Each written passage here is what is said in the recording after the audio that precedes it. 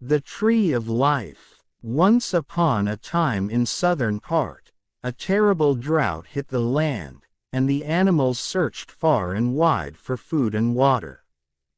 They came upon a magnificent tree they had never before seen, and from every branch dangled a piece of fruit riper and more fragrant than they had ever seen. "Who can this tree belong to?"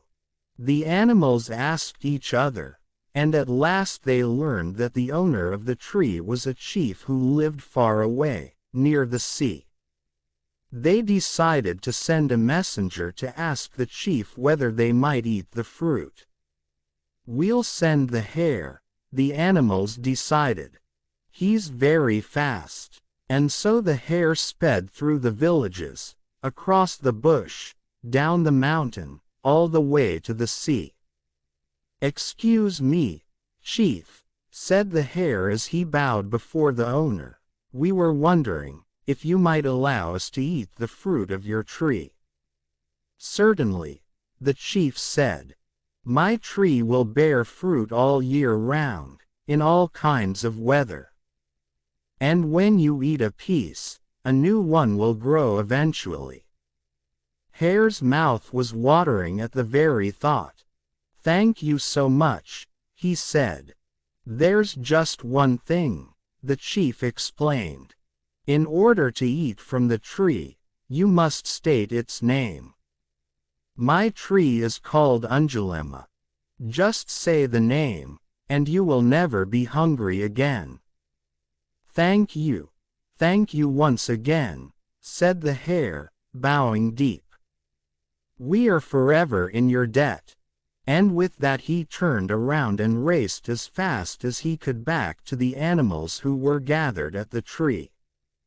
"It is ours," the hare cried, "and this tree will bear fruit all year round, in any kind of weather. All we must do is say the name, and the name of the tree is—" The hare looked puzzled for a moment. He shook his head, and the others gathered close. "What's the name?" they cried. "Umagamba, Uoreri, Umamumu." The hare kept trying to say the name, but try as he would, he could not remember the name of the tree. "Never mind the name," one of the elephants cried, and he reached up to grab some fruit, but he could not pull it from the branch. "We must send someone else," the elephant cried. "Let us send the springbok. But this time we will send two so they can remind themselves of the name." And so two springboks streaked through the villages, across the bush, down the mountain and raced to the sea. "Chief," they panted heavily as they reached his home, "please, won't you tell us the name of the tree of fruit?"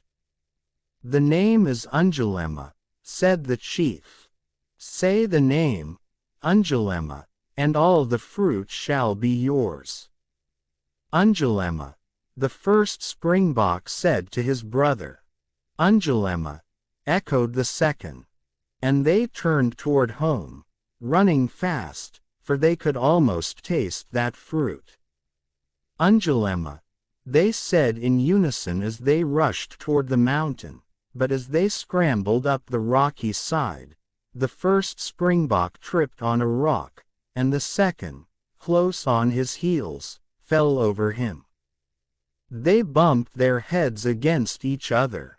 "Ouch!" they said in unison, and nursing their sore heads, they stood up and began the trek home across the veldt. "What is the name?" the animals cried when the two arrived back home. "Uwugu, Uoreri," said the first springbok. "Oh no, I cannot remember." "Uwuga," said the second, and he rubbed his head. "My memory is lost." "Oh no," the animals cried. "What will we do?" And so they sent the lion, but he too forgot, and they sent the tiger, and he could not remember, either. Then they sent the giraffe and then the zebras, and they too forgot. "What will we do?" they cried. Suddenly a little voice from the ground called, "I will go." Everyone turned to look down at the tortoise. They began to laugh. "You're far too slow to go," they chided him. "I'll go anyway," said the tortoise, and with that he ambled off. Walking slowly but steadily, at long last he reached the chief. "Thank you so much. Really appreciated," the tortoise said to the chief after he learned the name of the tree of life. Then he began his long, slow trek back home.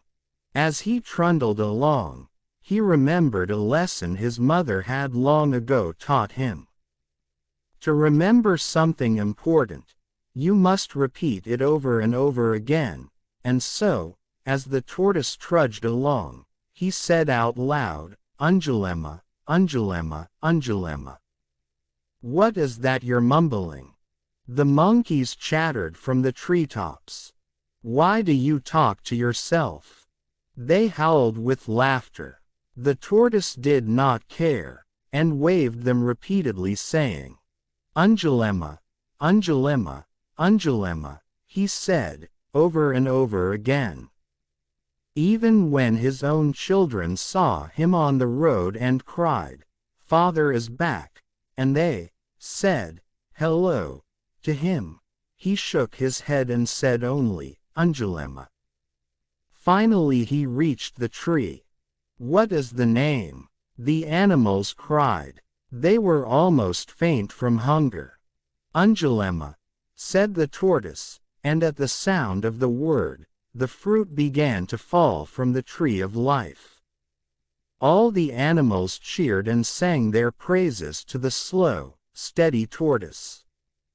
And never again did they tease him for his lack of speed, who had saved their lives with the tree of life.